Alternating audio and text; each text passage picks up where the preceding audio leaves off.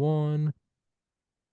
And we are, as soon as I start recording, of course, sirens start blaring with Dr. Richard Striner on Wednesday, January 10th, 2024 at 10:24 a.m. Eastern Time. You've been on here several times before. We've discussed Eisenhower spirituality for the, I guess, secular Independent individual. thinker, yes. Yes, and we're jumping into everything today. And as I get to now proudly say, 4 years into this podcast, I have 4 sponsors now that I haven't had before. Fox and Sons Coffee. I don't need to advertise it. It's caffeine. You need caffeine. Go in the description. Link in the description. Promo code Tommy, 10% off. The Wellness Company, a whole bunch of vitamins and supplements. Same thing. Promo code Tommy, 10% off. And Heaven's Harvest. It's food for if eventually we go to nuclear war. It's freeze-dried food, everything from broccoli to teriyaki to strawberries, 25-year lifespan. Promo code Tommy, 10% off. And lastly, Prismatic Energy Systems. It's a battery pack, like a Tesla battery pack. And all the other stuff that's 10% off, coffee's like what, $10? So it's $1 off. The battery system, some of those run for like $30,000. So 10% off ain't nothing. That's $3,000 off. So guys, please support the podcast. Please go in the description. Use all those links. But enough of me shilling everything. We've done 2 episodes before, I think 2 episodes. And for this Thank one, you folks who make it possible. yes, exactly. And Yes. and guys, please go in the description. Please go grab Dr. Striner's books. And so today, we just chatted for 10, 15 minutes before this. And he's Mr. Striner's now coming on board with the he's bravely embarking on what I do with most episodes, which is just winging it. And the first ones, it's kind of good to have a little scaffolding the first time you do a podcast. Eisenhower, spirituality. This one, you're bravely wading into the waters of chaos with me, as I was just telling you. Most shows I do is me getting on a unicycle, lighting a couple chainsaws on fire, and juggling them, and pretending I know what I'm doing for about an hour. And Well, when I was your age, we would call it a bolt session. I don't know if okay, that a is still bolt, current. bolt. Bull, Oh, Bull. no. Yeah. Well, that's a bit of antique slang. No, I didn't know that. When I was in college, you would pull an all-nighter and have a Yeah. bull session Yeah. and stream of consciousness. Yeah. 3, 4 people, you would just entertain each other all Yeah. night and sleep it off the next day, and then your whole schedule would be off, but that was part of the fun. That's half the fun is staying up Sure. till sunrise. Well, that's what these are kind of bull sessions. And so I don't know. We're gonna bravely wade out into the waters with really. So I was thinking about this yesterday while I was meditating. Why is it that Art Deco stands out in my mind? And looking back at things, the best kind of conclusion I could come to, and this was on the fly, was it's one of the few, I guess, eras of architecture that, for me at least, subjectively, obviously it's all subjective, doesn't get, I don't know how to word this, cheesy or corny with age. If you go back to 2000, maybe, and you look at the entire, I don't know, computers and video game systems, they're all doing that clear plastic, like the early Apple iMacs, where it's blue and pink. You go back to the 70s and a home or a nightclub that was cool in the 70s, you kind of look at now and it's almost, you kind of joke about it. You're like, oh, we should put on some bell bottoms and the big furry carpet. But if you go walk into the Empire State Building or the Chrysler Building or the Woolworth Building, there's no there's no joking. Instead, you just look at everything and you go, God, they really put their heart and souls into this. And to Yes. me, that's the best way I can maybe describe my love for it. Is it doesn't, in no way does it get old. It gets respect. The Chrysler, just the ornate workings on everyone knows about, the big perched eagles or whatever they are in the Chrysler And building. the stainless steel Yeah. tier crown with the sun rays. Yes. Yeah, Yeah. magnificent. It that doesn't get old. Or the even just Well, I'm a historian, so of course it's old, and sure. it's all a part of a history of design, history of material culture, history of pop culture, history of art, history of lots of things. Uh, that's just it's all grist for the historian's mill. But as far as our personal emotional reactions to it, um, it overlaps. I always loved it for some instinctive reason. I loved a lot of, not all of it. I don't want to generalize too much, but I was drawn from a very early age to the design between the world wars, design of architecture, design in clothing, design in automobiles. It was an age. I don't want to. Again, I don't like overgeneralizations, and I used to Sure. teach my students, think carefully before you frame the statement, because it needs to be, if it needs to be sweeping, put in the qualifiers. Uh, because everything that happened back then is a huge swath of stuff, and it wasn't all the same, and No. it wasn't all nice. But having said that, the parts that appeal to me, it's a synthesis of elegance and fun, Mm, playfulness, mischievousness, all those things fused into this unique combination that I just love. mm. Um, so I could go on, a long time telling about how I fell in love with Art Deco. A friend of mine in high school had a Model A Ford. This is a long time ago in the 60s, and it's a Model car A. All right. 30s, and he drove it back and forth to high school, and I was bitterly envious, and I found a way to get myself one. Put a lot of money into it over some years. Absolutely cool car with a convertible top and a rumble seat that I'm gonna opened up, I'm gonna running towards. I'm gonna Google that right now. Model A Ford. Well, mine was a convertible roadster. That Okay. was that was a model. Convertible. Convertible without roll up windows. I mean, you're really roughing it. Oh wow. Pulled over from, Oh old. wow. You see it? Yeah. So That's anyway, one thing sexy. led to another, and I began going to thrift shops. You could still acquire clothing, men's or women's clothing from that era for nothing, back in those days at thrift shops. It was only a generation old. Yeah. Uh, and I have a huge collection of men's attire from the 1920s through 40s now. eBay is the place to get it these days. You'll pay sometimes a lot, but not as much as you would pay for a brand new garment, which is Mm. of far less quality. The appearance, well, that's subjective, matter of taste. So one day in college, I'm walking through the college bookstore, and I see the cover of this book, and the title is Art Deco.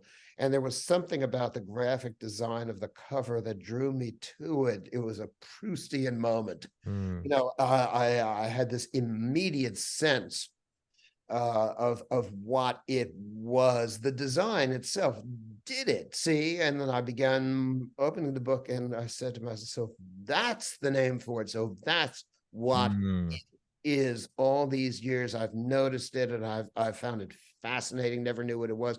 Well, as it turns out, Art Deco was a brand new term." Mm. Coined by a British art historian named Bevis Hillier, who wrote the first book on the subject in 1967. That was the book that I was looking at. One thing led to another, but it led me to take a fresh look at the architecture in my hometown, which happened to be Washington, D.C., nation's capital. A lot of buildings that I'd been only vaguely aware of before, in a positive way, suddenly jumped out at me. Well, there's one, and Mm. there's one, and there's one. So I began taking pictures of them, you see, one thing leading to another. And as soon as I began to assemble my collection of photographs, the developers started tearing them down, one after another. And that was how I got into historic preservation. Preservation. Okay. Yeah, one thing leading to another. As we said, stream of consciousness being what it is, I could take you down many different paths in my life. I founded and led a historic preservation nonprofit group tangled with some powerful, nasty developers and powerful, nasty politicians who did their bidding. Couldn't have done it without pro bono help from some big Washington law firms. Didn't win them all, but we won some big ones. It was great stuff. And in my retirement from teaching history at a small town college, I'm getting back into historic preservation now. That's another story. Along the way, I learned a great deal about the history of the preservation movement. I learned a lot about the history of architecture. One thing leads to another and another, but this was what I got into history for precisely this connectivity, the opening of one door after another, one corridor leading to another treasure trove of stuff. That's what I got into it for. And I haven't regretted it for one instant in the course of 40 some years. So let's touch on preservation, because I have my own. So with like New York City, I've always loved New York just for what it is it's the metropolis. And I want to comment. I was just thinking, what is the feeling I get with Art Deco? And I think maybe growing up, going to private Catholic schools, and parents Catholic, grandparents Catholic, always kind of just, you've been to every church there is, and I think the only similar feeling I can describe, I've been to the Empire State Building once, was being inside. Kind of has the same feeling of when you walk into a very nice cathedral, right? It's quiet, got all the pews, and as you walk, everything's marble. Every empty space is carved out with a Joseph or a Mary or a whoever, and it all sort of leads up to the altar. And even I remember those, going to mass as a kid, we'd go to whatever church was nearby every Sunday throughout the year, and it was a nice building, whatever, but probably built in the last 10 years. But whenever we talking about New Jersey earlier, whenever we'd go visit my grandparents in Closter, New Jersey, which is about 30 minutes from Manhattan, and we'd go to the local cathedrals there, I always liked going to those, because being a kid and being bored in mass, you didn't have to be bored, because you could just look around. You Right. could just follow the columns going up to, I mean, you start to understand the whole idea of capturing the mind. And I think that's maybe what Art Deco kind of Well, touched in me. yes. I mean, especially when it comes to organized religion, yeah, there Mm. are a lot of tricks to that trade. And Absolutely. the pageantry, the music, the architecture, You got it's to pull in part the of the, peasants. well, it's part of the brainwashing and control Absolutely. domination apparatus. Absolutely. As Well, I pointed out in my spirituality book, if that's what you want, and why shouldn't you? There are many ways to get it without the mind control. sure. Uh, but you study design, you study the history of design. It expresses emotions within the designer, elicits emotions from the beholder. It's symbolic, it sends messages, it stands for things, and so much is a matter of personal taste, inevitably, of course, but all grist for the historian's mill. And even if subjectively you find a given building or thing, quote, ugly, unquote, all right, you yourself find it ugly, but the person who designed it probably, I say probably now because perversity is always a part of the human experience. Sure. People certainly do, deliberately design and do things with the intent to create, Sure. you know. But it's fascinating. It's all part of the detective story. You ask yourself, what messages were intended? What messages were perhaps unintended? What evidence might exist that could shed light upon what this meant, within the context of the times? What did it Mm, stand for? And so mm, in preservation terms, finally, when it's a part of what we call the built environment, if people say, why save the building? It's ugly. Stock and trade responses, you think so, and you're entitled to your opinion, and it's very meaningful for sure, but it's also irrelevant, as it does not bear upon this. mm.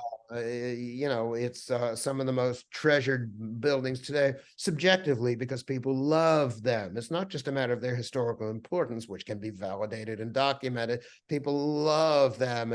Generation ago or a generation before that, they were universally derided, as the Oh lowest yeah. of ugliness. Blow it away. It oppresses me to, even sense its presence. Like the Victorian Gothic Smithsonian Castle building on the Mall.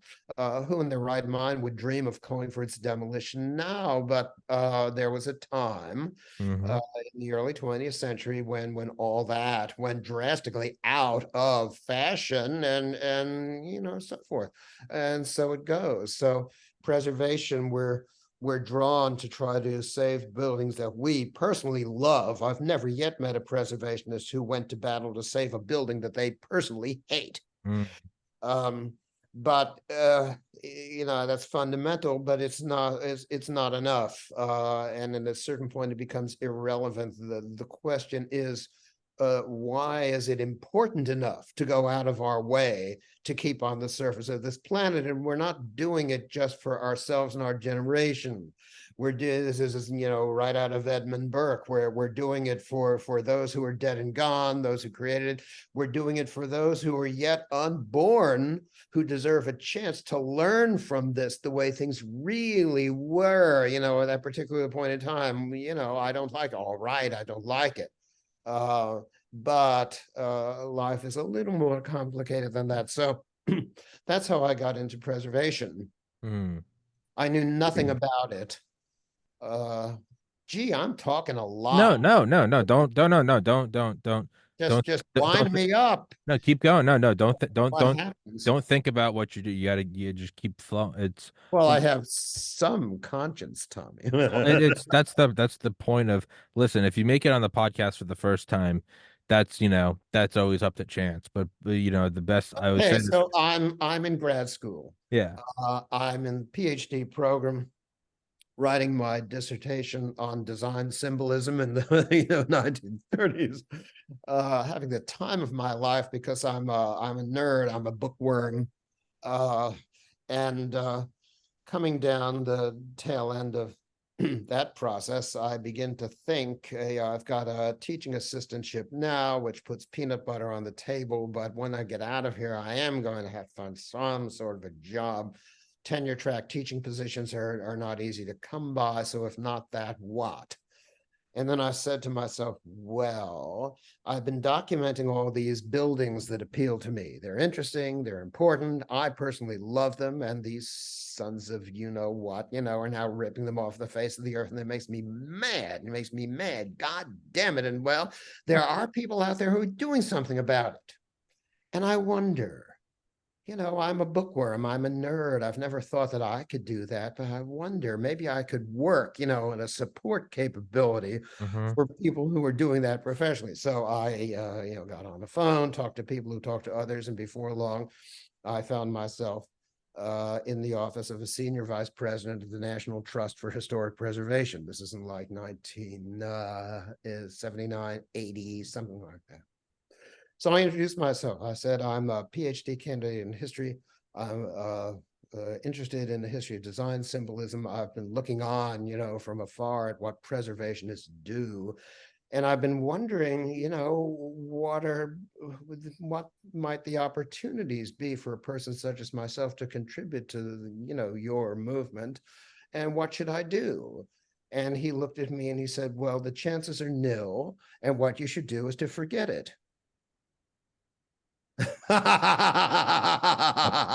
Fuck those people.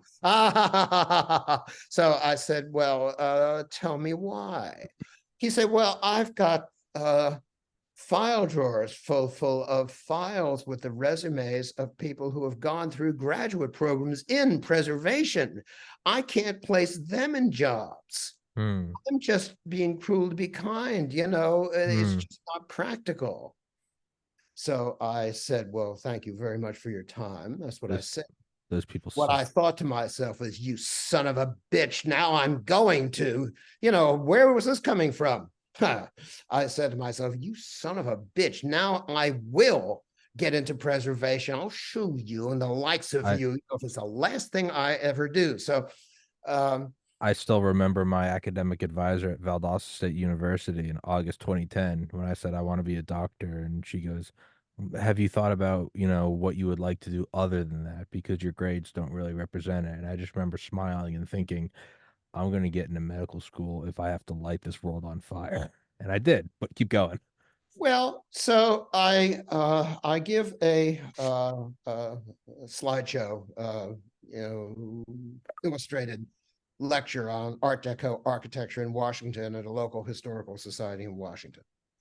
Uh, well attended, and at the end of it, a tall, charming, wispy-looking gentleman with a German accent comes up and introduces himself. Turns out he is an architect from Switzerland.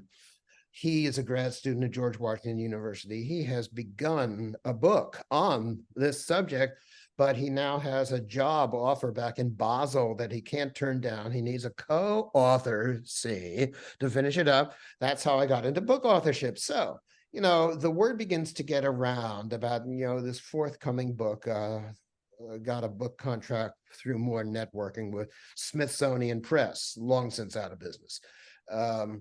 And somehow a journalist at the Washington Post found out about it and got my phone number and called me and said, heard about the book you're doing on Art Deco in Washington. She said, I live in an Art Deco house, and in about 3 weeks, we're hosting an event. We would love it if you could come.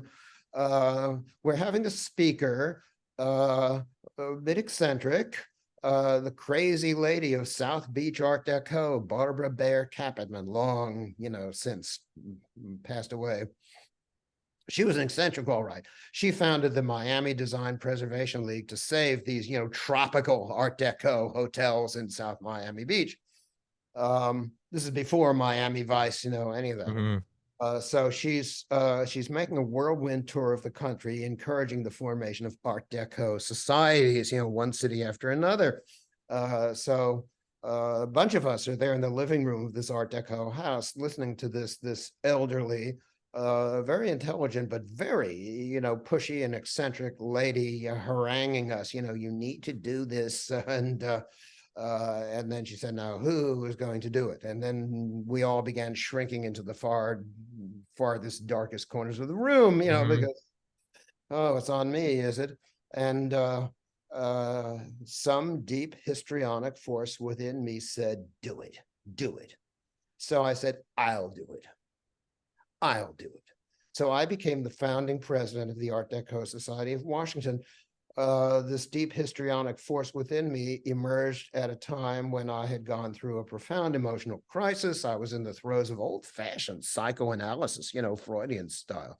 It was really, and you get the right witch doctor back in those days when you could get that kind of treatment, it could really, empower you. A slow process. Well, so it's in the middle of this process, see? So I, nerdy grad school bookworm, begin to emerge as this enraged crusading fighter, for preservation. I found I was good at it. I had, the strategic sense to know how to orchestrate power to stop that wrecking ball and force, results of the kind that I and my allies wanted. I had no idea I was good at that. I was learning as I went, see? Like the podcast, you're making it up as you go. Well, that's right. So I,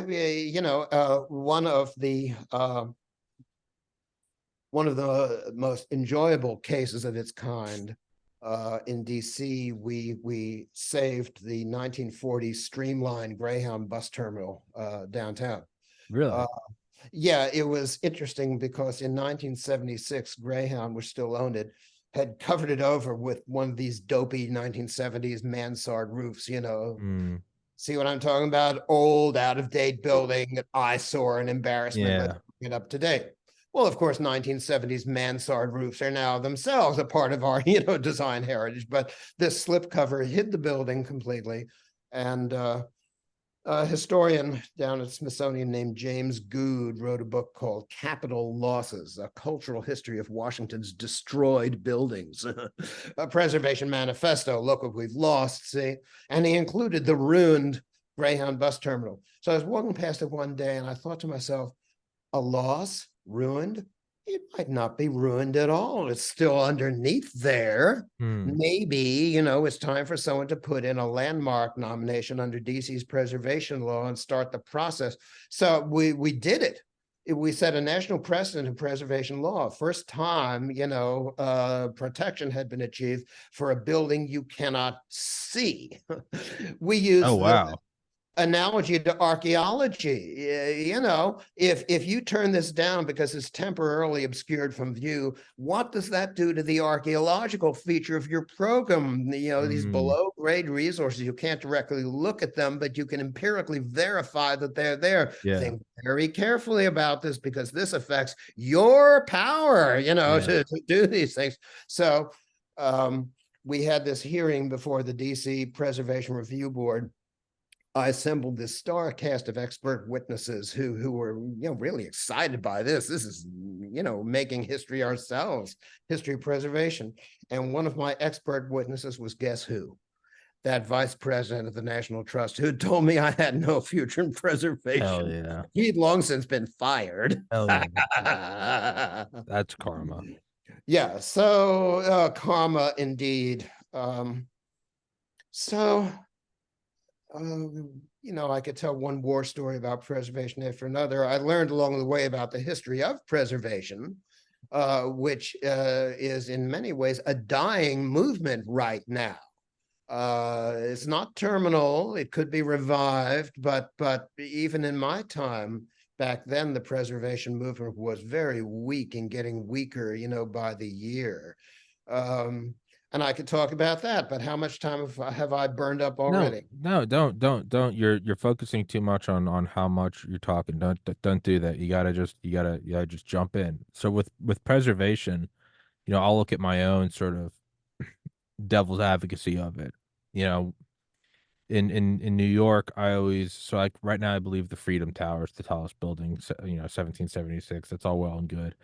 And they've started capping new buildings that are there's a couple of this kind of new era of buildings that's popping up right around Central Park, and they're the super tall, super skinnies, and they're on Billionaires Row. A lot of it's probably money laundering of foreign capital, but whatever. But there are these tall, giant skyscrapers, Right. the new Central Park. I mean, I think that the tallest apartment in the world is actually back in New York City. It was for a while. It was in the Burj Khalifa in Dubai, but it's back in New York, and I think they're calling it the Central Park Tower, but it's an apartment at like 1,400 feet. But they Uh-huh. didn't want to build higher than the Freedom Tower, saying it's like a sign of respect, 9/11. And I've never liked that because to me New York has always been this sort of no holds barred, just go wild. I mean, the story of 40 Wall Street and the Chrysler building, just going Yes. back and forth, and then Yes. Yes. raising the Yes. spire at the very end. It's like that Well, is, paradoxically, that's all very true, that generalization about the civic culture of New York City. But one at the same time, though, and I haven't kept up with this, but in my salad days of preservation activism, New York City had the toughest preservation well, law in the nation. well, '1965. and so that's what Uh, I'm getting at though. right. Is there's also so when I look at it now and I'm like, oh, they've always been about going for it. If you go back and read about it, no, there's always resistance. The setback laws where they're like, we cannot be building these. 1916, Yeah, the zoning ordinance, you that got set you the gotta legal precedent for preservation laws. yeah, you gotta keep going back. So you look at something like the why do I love the original World Trade Center so much? I just loved the vertical wall from the first floor to the top floor without any setbacks. Well, if you actually look at the calculation of it, that's why it had such a large plaza. That's why the Citigroup building is able to be as tall as it is because at the bottom, right, you have that huge column and it creates a huge plaza. Uh-huh. There's literally, and I know you know this, there's literally a mathematical formula of how much you can build without, you have to provide this much sort of airspace. And you look at something like those original buildings, they were FAR, resisted. They floor were area ratio. yeah, they were resisted. They were seen as these giant eyesores. And so when we look at things now and we kind of wax poetically about how tall they used to be, there was just as much resistance then to knocking down old things. The history of the skyscraper, the history of the steel frame tall building, Yeah, has an interesting history. And in the early years of the 20th century, the 1900s, there was not a lot of resistance and pushback because the widespread feeling was there's a whole new kind of beauty being created. There is this magnificence about these and things. a whole lot of office space. Uh, well, yeah, I'm just talking about, strollers and beholders looking at the Flatiron building saying, Yeah, God, yeah, it's a whole different kind of beauty. And that continues through the 1910s, 1920s, 1930s. People were very inspired by these. But I could go off on that tangent too. But New York, uh, I haven't kept up with this, but in my day, New York City had the toughest preservation law in the country, and it was because of an outrage, the demolition in 1963 Penn of the old Station. Pennsylvania station. Mm-hmm. And everybody, was opposed to it, and no one in the city government had any power to do anything about it. So 2 years later, they passed this tough as nails Hmm. preservation ordinance, timely because next in the crosshairs was Grand Central Station. I know. Right. Well, in the 70s, It that was went. rotting. Hmm?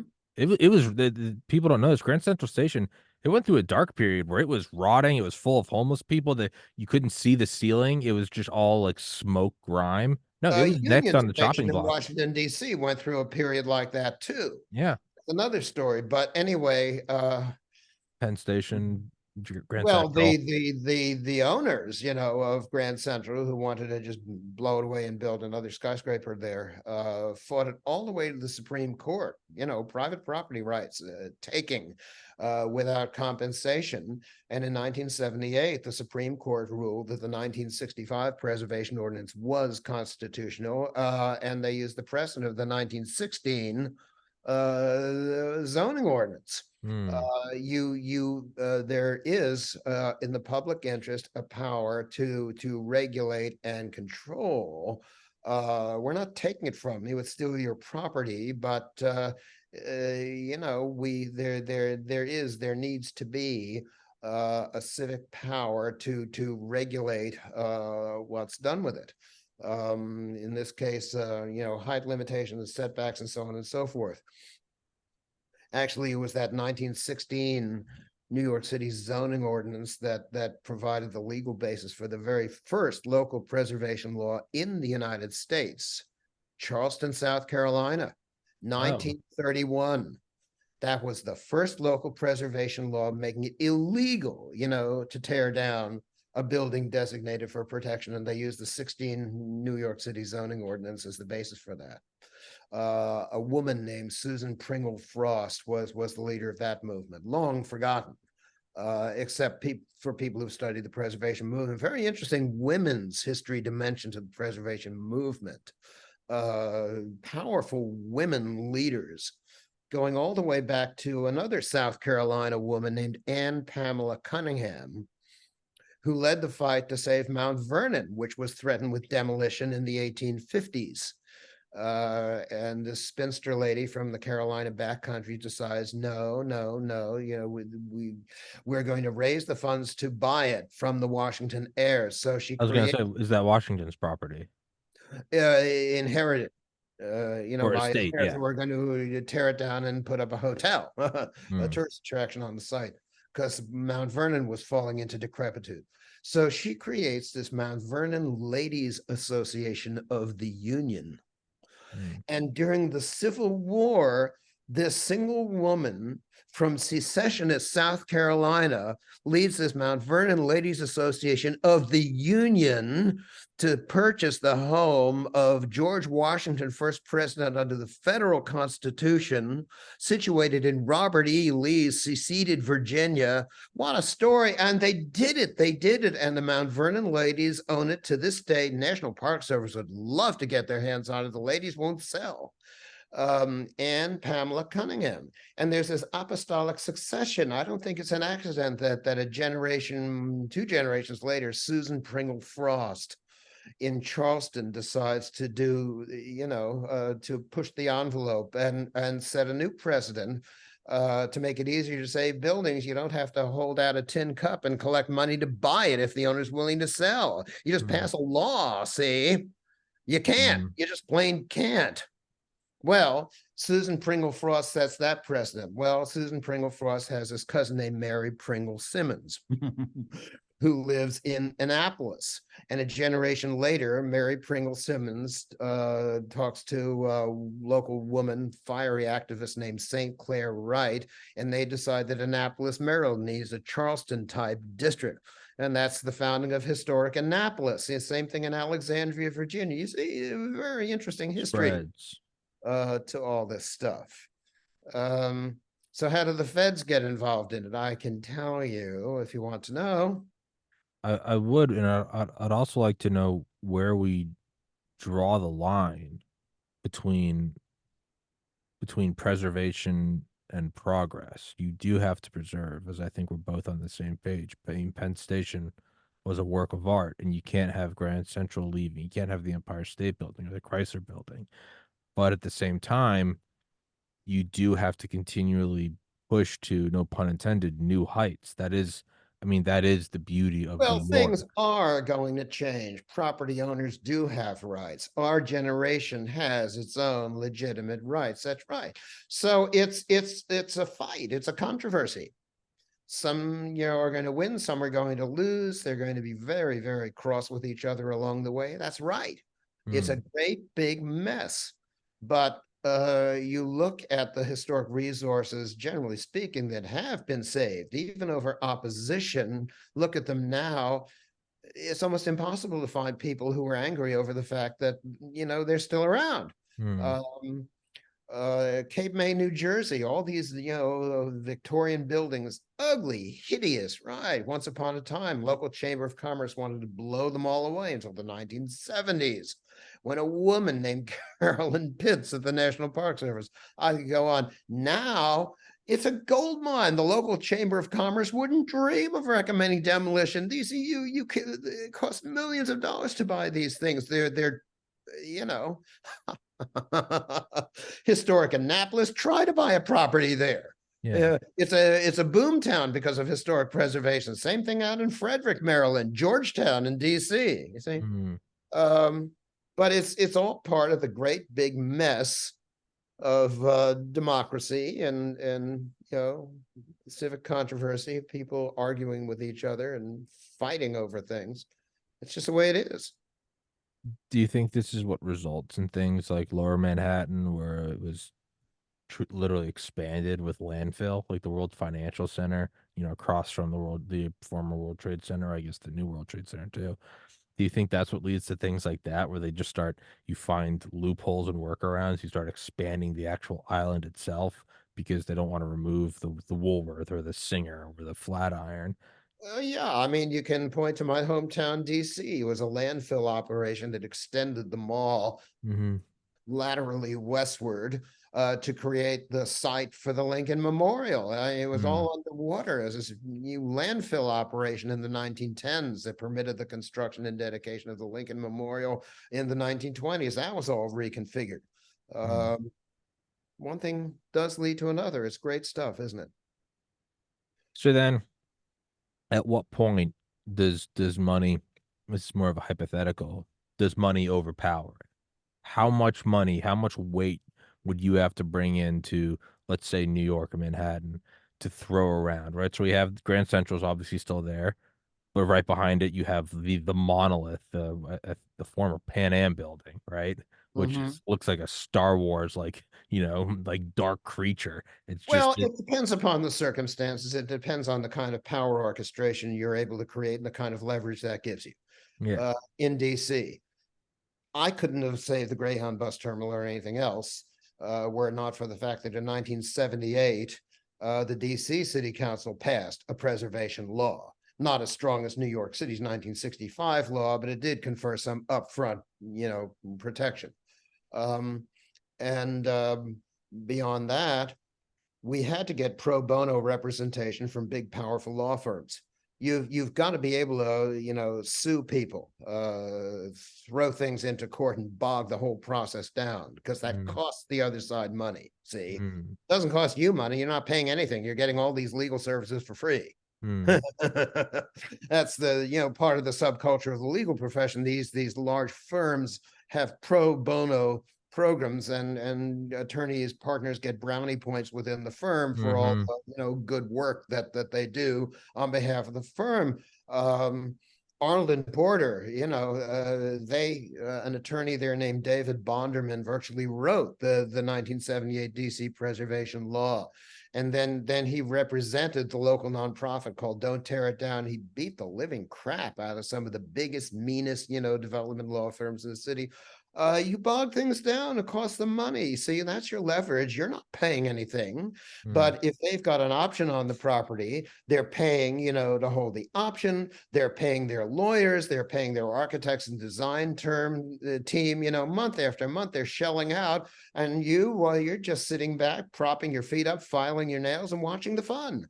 And mm, when they think they've overcome your latest lawsuit, you hit them with another one. You get them set up, like airliners on the runway, one after mm-hmm, another. They think they're out of the woods. Oh, no, no, no, no, no, no, no, no, no, guys. Friday the 13th, episode 12. It was the when Corey, are you ready to sit down and negotiate yet? mm, Because we might be able to work out some sort of a compromise permitting some development. See? Oh, you don't want to do that? All right, we'll just see you around. That's how you can overcome big money, but you've got to have a local ordinance. You got to have pro bono legal assistance. You got to have all these power assets aligned. And then you can change the vector of events. So then to do that, we'd have to go kind of further, but chicken or the egg, going back further to get the pro bono. What buildings are they doing it for? Does that come down to beauty of the building?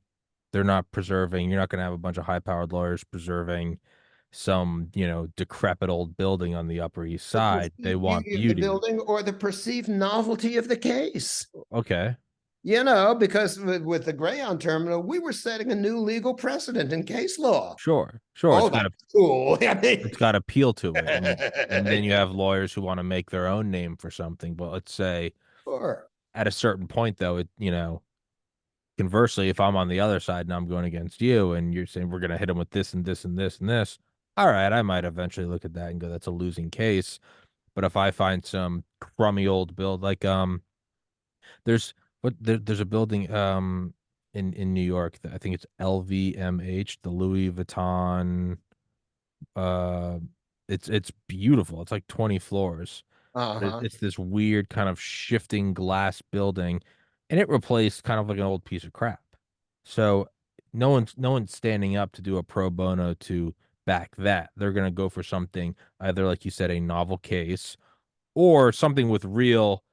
I mean, good luck knocking down the Woolworth building. Good luck knocking down the Flatiron building. The buildings can be important for different reasons. An old piece of crap up in Baltimore, there's an effort to save and rehabilitate, perhaps restore a crumbling old ruin, one story, what used to be 18th century house. Yeah, an 18th century house, except a lot of evidence points to the fact that Frederick Douglass lived there. Huh? Oh, okay. Right. I mean, in the early days of the preservation movement, that was the only reason why you would save something. History with a capital H, George Washington left here. Got it. And then the founders of AIA, American Institute of Architects, pushed the envelope by saying, well, George Washington doesn't have to have slept there. architecture has a history. It can be important as architecture. Well, Mm, and then over time, the architects took over the preservation movement and shoved the historians out. So it became a matter of, I can't see what's so great about it. I think it's ugly. Well, you may think it's ugly, but yeah, okay. yeah, things just keep shifting back and forth. It almost is it's like a messy form of democracy. It's It like is. if it's ugly enough and doesn't really have any value, it's gonna get bulldozed and bought, and they're gonna throw Well, some perceived as ugly enough. perceived. Well, sure, it's all subjective. But if it's got some real oomph behind it, I mean, no one's gonna preserve some crappy, McMansion style house. They Oh, I would. No? All right. Why not? Tell me, enlighten me. I wouldn't. I don't try to predict many things. Yeah, that might have Based been upon dumb to say on this. No one's gonna do that next week. There's some new landmark case. who knows? Yeah. As culture changes, as the generations, replace one another, sensibilities change, people's tastes change. Um, what might seem to us the goofiest, damn thing, might overcome the minds of millions of people. They don't feel like their minds are being overcome. They feel Mm. like, this is the way it is, man. And so it goes. The gods laugh Yeah. when it comes to this stuff. Yeah. I guess I'm trying to understand, even in my own mind, the sort of dichotomy. Some of the buildings I look at and I'm like, you can't take those down. They're so iconic. They're so beautiful. And then the other part of me is like, well, then how the hell do we ever make anything new? At what point are we just Well, preserving? fortunately, it's not an all or nothing proposition. Of course. It's a Of great course. big planet. There's plenty of room to do a great many things. Of Uh, course. Change cannot be stopped. Progress, always a relative term, certainly will occur. Valuable things can also be lost. Deterioration and decline can set in. Potent theme in this year of grace, 2024, in the history of our democracy. Will Mm, that last? yeah. Or will the creature be put into a cage? Right. Um, that's um, the inspiration and the nightmare of history. It's this melodrama. Mm. But then you have things like, do you think we'll ever see, let's just go way beyond our lifetimes. One part of me thinks we're always going to have the kind of similar skyline of New York. It's all going to be preserved. It's going to be this antique that you don't dare touch. And then another part of me sees sort of, and I think it's probably been depicted before in futuristic movies, where it's just all these 2 mile high skyscrapers, and then you look down and yet it is preserved. It's like the Empire State Building, and it's like this little quaint antique thing Yeah, that you don't dare touch. Right? I went to the University of Georgia. It's the oldest public university in the United States, and you'd find all these giant the new science library, the new named after some politician, the Zell Miller Study Center, and it's all, right. in my opinion, kind of this soulless, just like glass and metal. It was the cheapest thing to build. And you'd be walking along at UGA and all these new apartment buildings. UGA is 30,000 students. And then every once in a while, you'd find like the historic kind of the iron sign, and it'd just be some tiny little building Yeah, squat right in the middle of it. there's an iconic example for you. Quote, soulless glass and metal, unquote, buildings. Mm. Right. That's certainly the way they look to a new To me, cohort. to Yeah. me, yeah. Well, and to a lot of youthful rebels and Mm. opinion shapers during the backlash against that stuff, Yeah. in the 1960s, but go a generation back to the 1920s, Le Corbusier, Mies van der Rohe, those who really were supporters of abstract modernism. It was thrilling. It Oh was yeah. thrilling. This bold, It's just piercing new. out with the Right. old. We're not doing that limestone Empire State Building anymore. Now it's Absolutely. vertical glass walls full of lights and shining platinum Actually, there was and a huge controversy during the 1920s and 30s within the architectural profession and beyond it, when it came to stuff. A big, opinion war among the architects over, but that's another story. But you see how relative it all is. It's a matter of the protean way in which feelings and attitudes can shift, and then turn 180 degrees for the yeah, damnedest reasons, yeah. but reasons that make a kind of, emotional sense at the time. Mm. Right. And then you see things. Yeah, when new things come out, they're just seen as bizarre, but you can even see it in your own life. You can give some, I don't know, a new song 10, 20 years. When it first comes out, you're like, what the hell is this? But 20 years later, you're like, you see people like that was so groundbreaking. That set the stage for, I don't know, X, Y, and Z. And Yeah. you look at it and you're like, yeah, but when it happened, everyone hated it. And Well, it's everyone, seen as everyone. bizarre. Well, right, reactions are going to vary. Mm, Some new things will strike some people as bizarre, whereas others will think it's just the cool, as they used to say, the coolest thing since sliced bread. yeah, yeah. And they'll argue with each other and say, "How, who are you? How can you possibly think that? Mm, How? Let me tell you." yeah. Just endlessly differing sensibilities, and it does flow through patterns of generational change, reactions against what was rebellion. Yeah. I mean, I'm stuck uh myself taste wise, um not in my own time, so to speak, because like you, I'm still inspired by that 30s stuff. Mm, um and as I say, I have this huge collection of vintage men's attire from the 1920s through mm, 40s. I wear it. sure. And, well, when I was a college professor, uh generally the students thought it was quite a hoot. I would show up, in this 1930s I outfit. think it's badass. Yeah, badass, that's right. And I say, well, glad you like it. I take it that you do.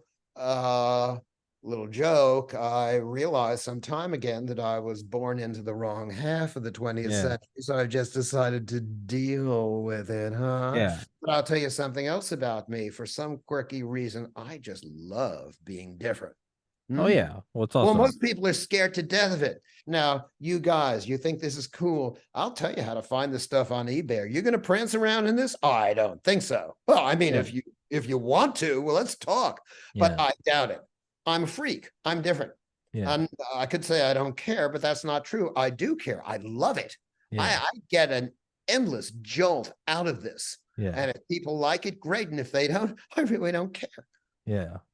No, no, I no, I, That's just the I way it is. I completely identify with that. I mean, like, Oh, good. when my brothers visit me, I think they've both described my little 2 room apartment of they call it just a total sensory overload. But to me, I'm like it's unapologetically me. Like my studio, my studio is this crazy, you know, you can't see it as well during the daylight, but at night I when I can have see the enough. I see what yeah. at night the blue glow it adds this crazy sort of like magnetic vibe. You walk into and then all the sound panels too makes it a sensory thing. So you walk in here, I'm used to it because I do podcasts in here every day. But if you've ever walked into like a sound paneled room, it's it's odd. I remember the first time I pinned everything up and I sat in here, it was uncomfortable because you hear your heartbeat. You're like, what the hell? And then it's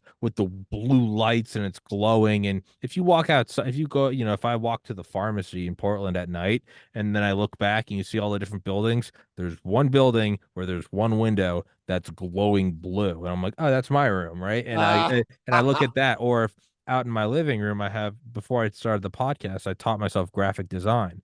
I never did any graphic design courses, so I just taught myself. So Yeah, yeah, there's yeah. no real influence of like, oh, I can tell what you studied. It's just this free for all. Some of them have these weird Egyptian themes. Other ones are more kind of Da Vinci, where I take Oh, go for it, man. Go for it. like That's great. Vitruvian Man, and then I printed them out on these giant 10 by 10 foot tapestries and hung them up. You walk into my apartment and it's just like, dude, did you decorate this place on LSD? But like to me, it's like there's no part of it where it's like I'm being different to show everyone I'm different. I did it because I was You like, like it. You like I it. want this to be my home. I'm like, I It love makes you this. happy. Go for it. Exactly. And it all depends on, it's what's the line? The difference between madness and genius is profit margin.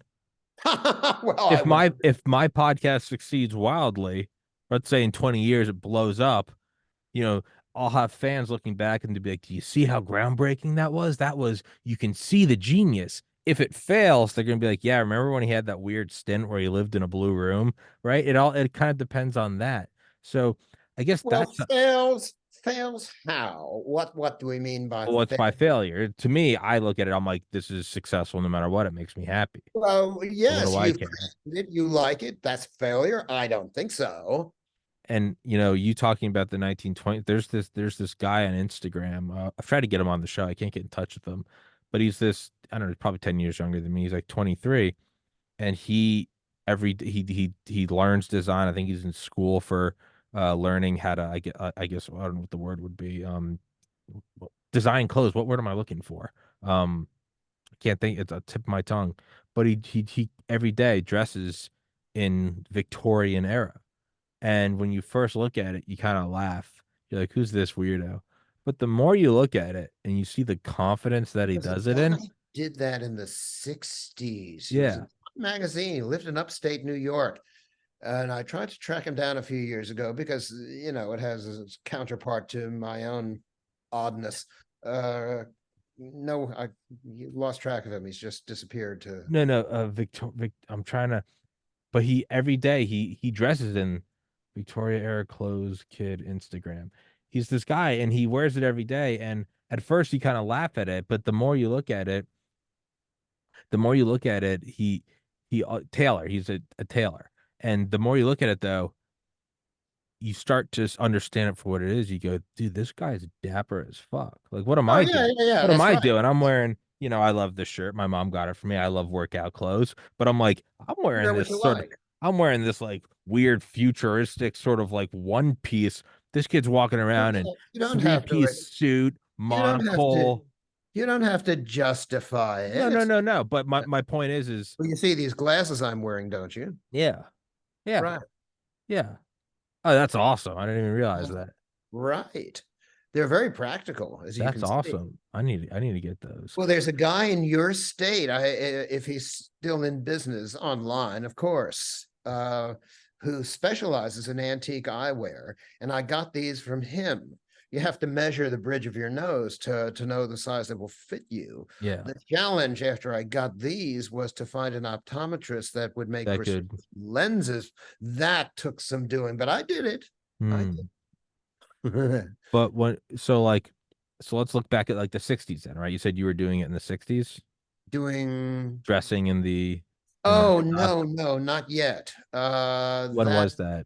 About 10 years later. Okay, In 70s. Yeah, yeah.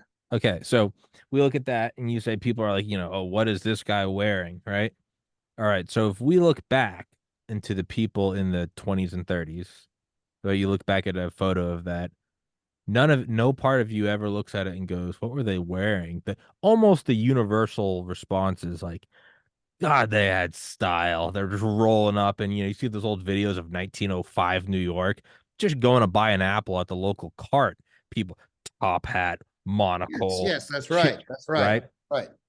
Versus you look back at, I don't know, pictures of my parents in the 70s. If in the 70s they were, everyone's looking at the professor wearing the 1930s clothes and they're like, what is this guy wearing? Versus now, if I looked back at everyone in the 70s, everyone's wearing stuff that doesn't feel normal to me. Who's cooler? The bell bottoms and long sideburns or the motherfucker in like the 1920s, like roar, roaring 20s, Great Gatsby Well, clothes. I uh, take the um, 20s. there have been when it comes to attire, there have been fashion setting taste revolutions among, younger people, Hmm. the rising generation, for a long, long time. And in the 60s, the advent of the counterculture had an immense influence that way. Um, Part of it petered out in the 80s when there was yet another, taste and design revolution among the young, but due to the turmoil in American culture during the 60s and 70s, nothing compared to the turmoil we're going through now, mind Mm, you, but mm, hideous enough at the time. um, Great deal of disillusionment across the generations. In 1976, when the nation prepared to celebrate its bicentennial, hmm. celebrate, people couldn't remember when things had been much worse. Oh There's a yeah. Oh sense of yeah. letdown and decline. And it's around that time in the 70s when the counterculture revolution against dressing up, formality, Mm, begins to spread across the generations. Why dress up? What's to dress up for, huh? Just go cash, then everybody starts to, nobody dresses up. People just wander around looking like ragamuffins. Their clothes look hmm. like, jammies half the time. There's no difference. Mm, And yeah, to a great extent, that's still the case now. Not entirely. Not entirely. I say still to some extent. In the 90s, there was a big revival in the fashion industry of aesthetics in the early 60s before the counterculture.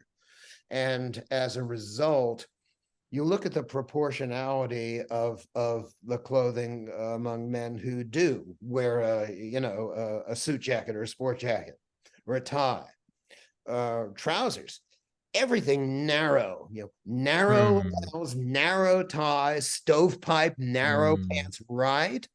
And it's been like that for the last generation.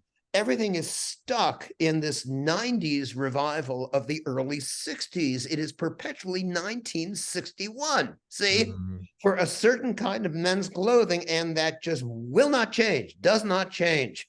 So that the proportionality of the 30s clothing that I wear, different cut and lapel, the fitted, look for the jacket, the full cut pleated, trousers.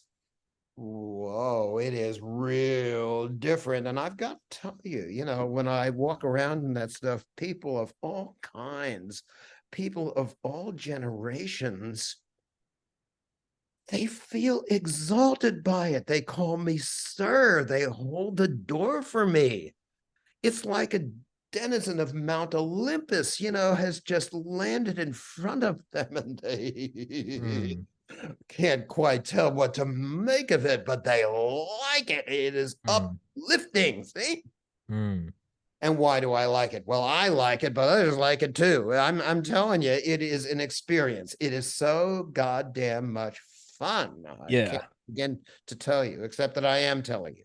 Yeah. And probably we're It's out of time now, huh? Oh sure, no, no, no. We can wrap it up. Yeah, I want to say, I guess maybe in my own life, in my own 33 years, I can sort of see a microcosm of styles at large, be it clothes or be it architecture. And that um I think early on I never really cared. It was just kind of whatever I had. And after I lost my brother in 2014, there I can see, well, one, I was in a lot of despair. I was drinking a lot, and I was gaining a lot of weight, not exercising. But I also had this general who cares? I had very Mm-hmm. baggy sweatshirts, very baggy sweatpants, long hair, really didn't put a whole lot into anything. Yeah. And really only in the last year. Now it doesn't work as well because I normally go to the gym before a podcast, but I woke up late, so I'm going to the gym after the podcast, which is why I have on workout. Normally I have on slippers, you can't see, but I got sneakers on right now, which no one really understands that, but to me that this is an odd podcast. I'm wearing sneakers because I'm about to go to the gym after this. But what I've really found in maybe the last year, maybe even less, is that I've started to enjoy, even if I'm going nowhere, even if I don't have a podcast, I've started to enjoy taking a shower, shaving, putting on deodorant, and putting on like khakis or putting on a clean shirt that has a Yeah. collar. And I found that even those little things just 2 years ago that I would have hated. Exactly. Yeah. Yeah. I've started to enjoy it because I Uh-huh. like how yeah, sure, this is a fun, comfortable shirt, right? Doesn't you can't really you almost can't feel it. But I've started to things I used to hate, like, oh, these clothes are, they're so tight, they're not cozy like a big sweatshirt. I've started to love a collared shirt that I feel, or pants with a belt and shoes that, you hear them when they click on the ground and you Well, start one of to, the great things about men's trousers from the early to mid 20th century is how high waisted they were. yeah, You know, not yeah. falling off you all the time. I'll tell you a funny movie. I'm sure you've seen it. It's now an old flick, generation old, but the original Clueless with Alicia Silverstone, 19, No. what, 90, 91. You've never seen it? Oh, it's so I've funny. never It's set in seen I've never LA. seen most movies, just so you know. I'm a LA weirdo. high school. Oh, the commentary, on differences in attire among the rising generation, between contrast between the genders. Mm, The chicks, they've dressed up in all this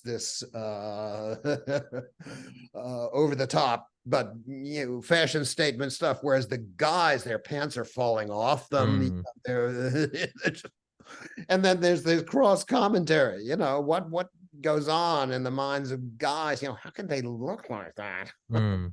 uh, I I will maybe most and I kept you for an hour, so we'll wrap it up and I'll email you. We'll schedule and just and in case you didn't experience it, it is kind of fun, right? When there's no topic and you just jump in and see where oh, it yeah, gets. It's fun absolutely. as We can hell. do this all the time if you want. Yeah, I would love to. Though these are my favorite shows. I love topics, but I also love just winging it. But I will, in the way my buddy from college, Dan, said, maybe most poetically and, informally, but he and I were in the same fraternity. And you're always going out on a Thursday night, a Friday night, whatever, and you've got your little, non-collar polo shirt with the pocket and your khaki shorts and your boat shoes and you go get drunk. But every once in a while we'd have like a social with a sorority or something where we'd all just get decked out in suits. And I remember one time sitting with them and I was just like, we were just standing on the back porch, same frat house, same party, same girls, same school, nothing new. But we were just drinking, beer, standing there in our suits. And I was like, what? I was like, what is this? What is this? And I remember Dan just looked at me and he goes, there's something about getting fucked up in a really nice suit that is unmatchable. And I always think about that. I go, that's what there's something about having a beer with a suit and a collar that's tight and a watch, and you're walking around and you're like, it doesn't even matter how sloppy drunk I get because I look great. And, Well, as long as and you don't spill, well, spaghetti of sauce course. down the front of your Yeah. board. But there is something about that I think Dan maybe encapsulated so well. And it doesn't even need, and you can extrapolate, you don't even need alcohol. There is something, like you said, people look at you and they hold the door for you. And I go, there is something to it. Oh, There is there's something something to to it. it. There is absolutely something to it. Even if you're just going to the store, there's something Maybe I'll wear a about, white tie and tails for our next podcast. yeah. We'll maybe jump into, and maybe that is what Art Deco is it doesn't have It's to part be, of it. It's it part doesn't of it. have to be There's a flamboyant elegance. well, it doesn't have to Flamboyant be the elegance. the home of the president or the head of or the headquarters of the UN. It's like there is something about even just going to your 9 to 5. But if you're going into the Empire State Building, there is something a little, pop collar about. It doesn't matter if it's a random Tuesday. It's Yeah, like, dude, definitely. you're going into this limestone cathedral, and it's like Definitely. there is a little. I think we're getting a little closer to putting into words what Art Deco means to us. And I'm sure most people are watching this podcast going, "What are these two guys on?" and I don't care because I loved it. This was Well, if awesome. they're curious, they can look it up. Then they'll I find know it. they'll keep watching. There's no they will. People like it. Um, And if they're not curious, that's okay too. that's Try okay. It's and yeah, entertaining on some level, and if yeah, not, well, all yeah, right. That's the yeah. way things go. Go for the other show. Yeah, there's a Isn't reason why I it? cover so many topics. They can't all be for everybody, right? So that was fun, man. I appreciated that. I Oh, appreciate me it. That was a too. fun time. Well, let's Um, do it again. Absolutely. Guys, if you go into the description, you can find the links to his books. And I really do, I have recommended it. I really do recommend the Eisenhower book. I think that was one of the more unique dives into a president and, you know, the violent father and the peaceful mother. I do still think about that. It's growing up and like we talked about before this Teddy Roosevelt, you can see his constant search for the next challenge. It is maybe even tying into this, you can start to see the reasons for things being created and what went behind it. It wasn't just Art Deco didn't just pop out of nowhere. Well, Eisenhower wasn't just born as president. There's a I'll give you another presidential theme. I got okay, into presidential scholarship with Lincoln, uh, okay, and a whole series of books on Lincoln. mm, And it was my own experience in preservation activism that began leading me toward it in an improbable way because I learned um, in the heat of action that I had this innate sense for creating strategy on the fly, for conceptualizing over the horizon and altering the vectors of events to make things move that way, mm, it struck me little by little what I was doing on a very, very small scale comparatively is what someone like Lincoln did on the grand scale. And so I began to get into it, and I became convinced more and more that that was the way his mind worked, and that was the kind of leadership and statecraft he exemplified. Moral strategist, I called mm, him in my first book on him, Father Abraham. Uh, mm, Ethical Machiavelli. All very mm, well to proclaim what should be, but to make it happen, mm, especially, and there's a link to Eisenhower using deception, you mm. seeming to be one Dumb way like a fox. Yeah. behind the scenes, twisting things, not for wrong reasons, quite the contrary you know, Mm, secretly empowering blacks, and it is documented. yeah.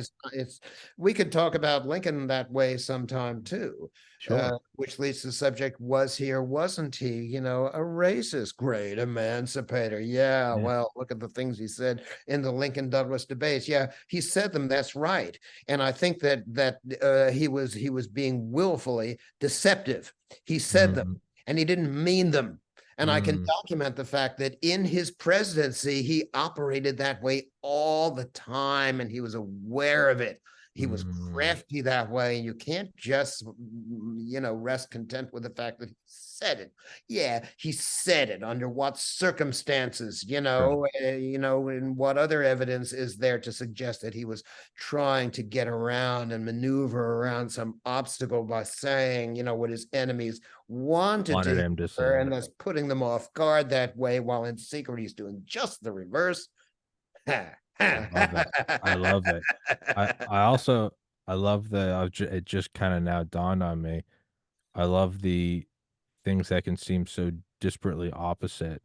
It's you and I are both connecting and having this spark in a conversation and it's right. You've got your glasses, you've got your collared shirt, behind you. You got the ship model and brick, and then on one shoulder is a pillar, and then I'm in here in my goddamn Star Trek shirt and in like a You blue look fine. but my point is how opposite we could both be, but we're just hitting it off with a conversation. You go, they're Yeah, not different at all. What they really are is you love what you're doing and I love what I'm doing. And that's that's right. the synthesis. That's That's kind right. of And beautiful. we are absolutely uh happy, sane individualists who have no apology to make for doing Yeah. things own way. Yeah. Because so far as I can tell, I'm not hurting anyone I shouldn't be hurting. I'm not Nope. Donald Trump. I'm Nope. not someone like that. If I get into fights, with people who are doing things that I regard as wicked, then yes, I'll have to, fight. But I'm not looking for a life like, well, I know the joy of battle, but I fight to protect, Mm, to rescue, not to dominate. mm, Like to empower others, and I will fight for that. And I do like it because it's, well, noble. mm. My first book on Lincoln, Father Abraham, you might like that. We could talk Okay. about it I'll sometime in the make future. I'll make a note. I think that's the next book. Is all right. I made a note of that. I'll email you with that and we'll schedule that. Um, and I'm trying to actually go through slowly and read about every president. I've knocked out about 5 or 6 right now, and I'm realizing how much I enjoy it. Things I used to think I'm like, oh, that's just old history. I've had so much fun reading about Eisenhower, Woodrow Wilson, Teddy Oh, Roosevelt. I did a book about Wilson, just tearing him to shreds Yeah. he was a horrendous leader. Yeah, no, I don't care about that. I just like learning Ah, about good or bad. I'm finding I'm just enjoying reading about the presidents. yeah. Great. Well, when people by my standards are monsters, I mean real monsters. Oh, no, it's interesting, but really it's so god awful. No, I do Yeah. not enjoy Yeah. reading great depth Well, I about. well, I have to learn about them. I have Well, to. we have to learn about them, sure. I'm just talking about what I enjoy. Sure. Oh no, yeah, sure. No, no, no. You can read it and not enjoy it, but I'd say I'm enjoying the Yes, I'm certainly. enjoying the process of Good, learning about this. good. Yes. Yeah. All right, my friend. Well, let's Thanks for the conversation. yes, sir. Thank you. Let's wrap this one up and I'll shoot you an email. I'm gonna run to the gym right now, but I'll shoot you an email after, and I would love to do another show and we'll do it about Lincoln and see where that takes us. Cool. So Okay. with that, Great. Dr. Striner, thank you so much for your time, sir. It is always a Tommy. pleasure talking to you. I Call hope me you have a Rick. wonderful day. Rick. All right. Well, thank Yeah, you so that's it. much. All right. We'll call All you time. Rick. All right. Okay. Thank you, sir. Guys, thank you for watching. Go to the description. Please go grab his books. Please tune in for the next one. I'll send you an email. Till next Cool. time, brother.